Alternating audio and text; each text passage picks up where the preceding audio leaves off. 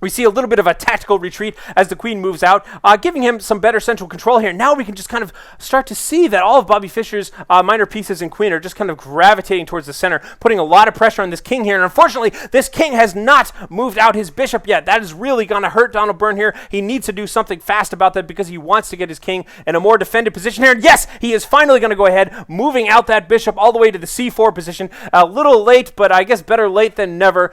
Finally giving him a little bit of breathing room, opening up perhaps the chance to castle there or something like that. But no, it looks like Bobby Fischer continuing his attack. We have this nice little assault going on here by Mr. Ninja Knight, who's just kind of stomping around in the backfields right now, kind of defying death. Obviously, there's all these pieces around that can capture him, but continually, Donal Byrne is just unable to do so because, as you can see right now, it looks like he has the potential here for a really, really lethal pin. If he does anything to try and capture this knight, next turn, Fischer's just going to move out here with his rook and have a wonderful pin against the king, threatening his bishop as well. He certainly doesn't want to have to do that. So yes, we see he's going to go ahead and retreat away with that bishop.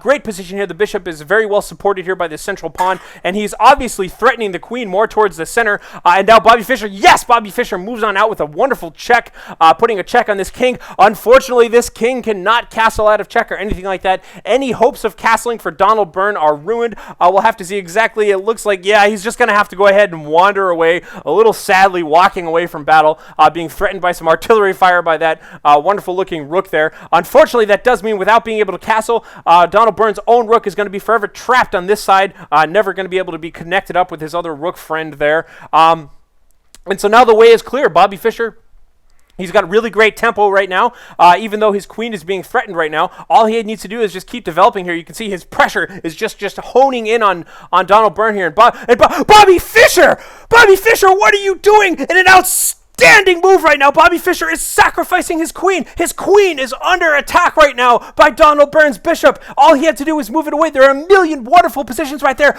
Bobby Fischer opting in a moment of pure genius just to sacrifice his queen here. We see, and what's going to happen? Donal Byrne, yes! Donal Byrne is just going to go ahead and gobble up that queen right now. What on earth could Bobby Fischer possibly have planned that he wants to throw away his own queen? He threw away his own queen, and yes, we see, of course, Donal Byrne had to give up one of his own bishops in order for that exchange to happen, but Bobby Fischer is down a queen right now. What on earth he's got to do? Donal Byrne right now, however, that was a beautiful check moving in.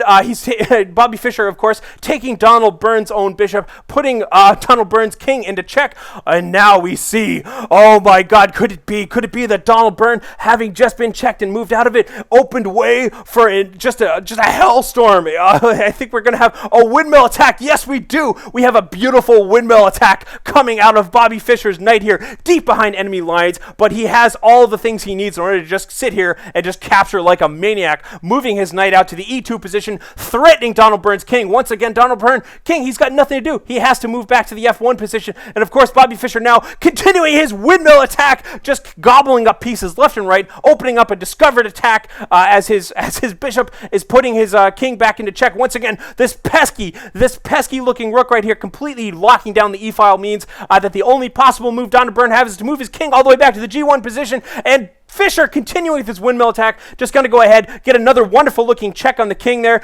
The king has to move back once again. Discovered attack coming from bishop. He's just pounding the floor with him right now. Donal Byrne is just at the absolute disposal of Bobby Fischer here. And it looks like moving back once again. And what do we have here? Oh, yes, Bobby Fischer knows exactly what he's doing.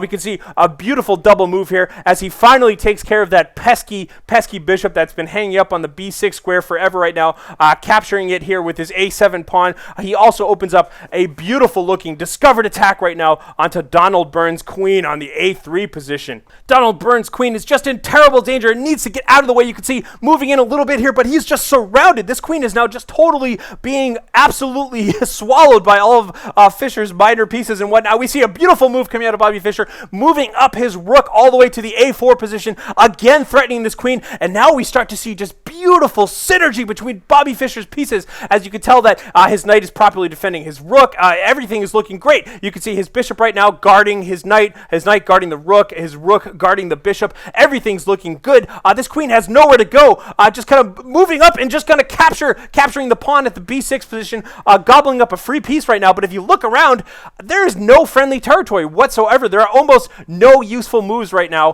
for Donal Byrne's queen, and it looks like Bobby Fischer is just now that he's continued gaining tempo.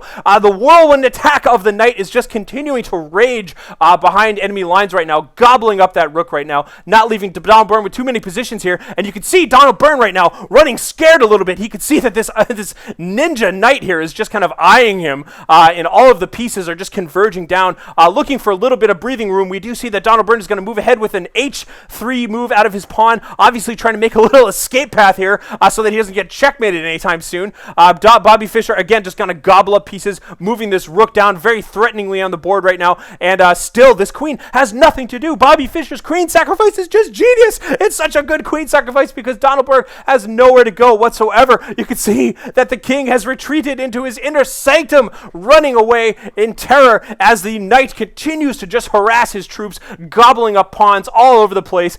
Things are looking terrible for Mr. Donal Byrne right now. Donal Byrne finally deciding that he's had enough. He's had enough of Bobby Fischer's artillery just kind of firing down on his position here.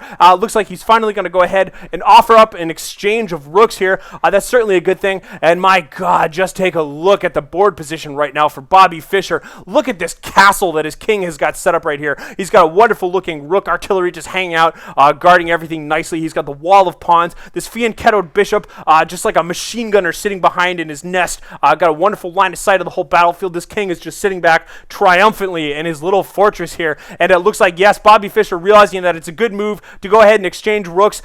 This is actually a really nice idea here because there are a few things going on, but offering the exchange of rooks is great because it's going to force the only possible move that Donal Byrne can do to grab that. It's just going to go ahead, maybe to take it with his knight or something like that. We see no, instead it looks like he's going to be going for a check right now. There's a couple ways again that Bobby Fischer could be getting out of this check. He's got the option of moving his rook back to where it was before, but of course he'll just lose it to the queen. Looks like instead, yes, he's going to go ahead and move his bishop up. This is a brilliant move, of course, too, because it allows the capture to happen all the way on Donal Byrne's side of the field right here, relegating his knight to obscurity on the e1 position here. That's no good at all, but he's going to have to take it. It's the best possible move he's got out there right now. We see Bobby Fischer now just kind of lining up his pieces in the center right now, getting some strong central control going on here. Nice late game positioning. You can see very sturdy, all these units here, nicely guarded.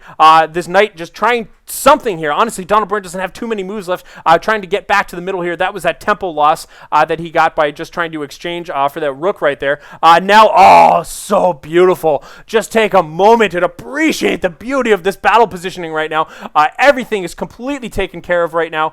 This queen has nowhere to go whatsoever. All the pieces in perfect unison, just guarding each other. The queen going to try and threaten the one weak spot of this long chain right here. You can see that the queen does have a little bit of pressure on that, but of course, Bobby Fischer just moving the pawn up and now really, really rock solid positioning. All of these pieces right now totally guarding each other, and really he's got terrific board control right now. What on earth could Donal Byrne possibly do? Nothing. Donal Byrne says, I don't have any good moves. I'm going to go ahead and move up with my pawn here, and Bobby Fischer just shuts that down. He does not want to see any pawn development whatsoever. Going to go ahead, move his pawn all the way up to the h5 position, shut down any hope of kingside development here for Donal Byrne, and Donal Byrne just kind of moving out right now with his knight, but there's really not too many good moves here, and oh yes, it looks like Fischer finally, after all of this, is going to go ahead and activate his king. This is a great move. It removes the pin, basically.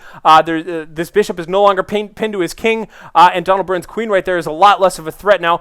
Donal Byrne realizing, oh, you could see what was going on there.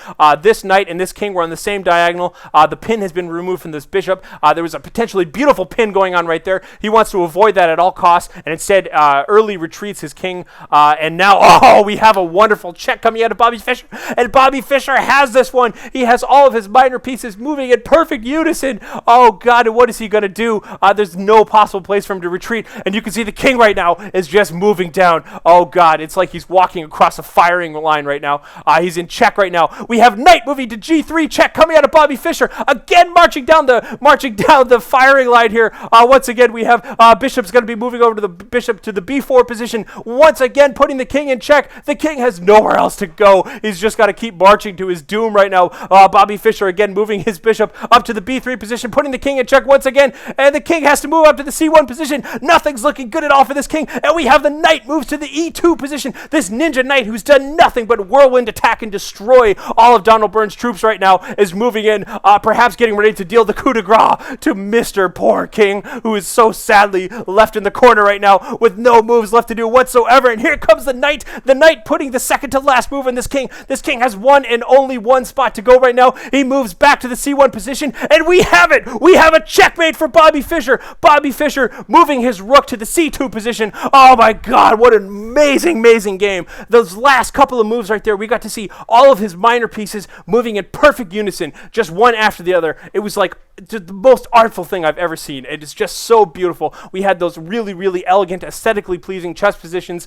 near the very late game, and then such finesse to the ending here. Even Donal Byrne, most players would have seen that coming like 7 or 8 moves in advance, just kick their king over. But no, Donal Byrne, realizing at the heat of the moment the beauty of the game in front of him, just said, you know what, kid, let's play this out. And he gives the win to 13-year-old Bobby Fischer in one of the greatest games of the century. No, this is the greatest game of the century. Ladies and gentlemen, I am Harlequin. I hope you enjoyed the game of the century today between Bobby Fischer and Donal Byrne.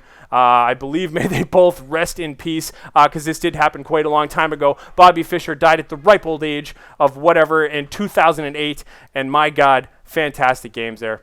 Ladies and gentlemen, I'm Harlequin. If you enjoyed this, please subscribe. Otherwise, happy April Fools.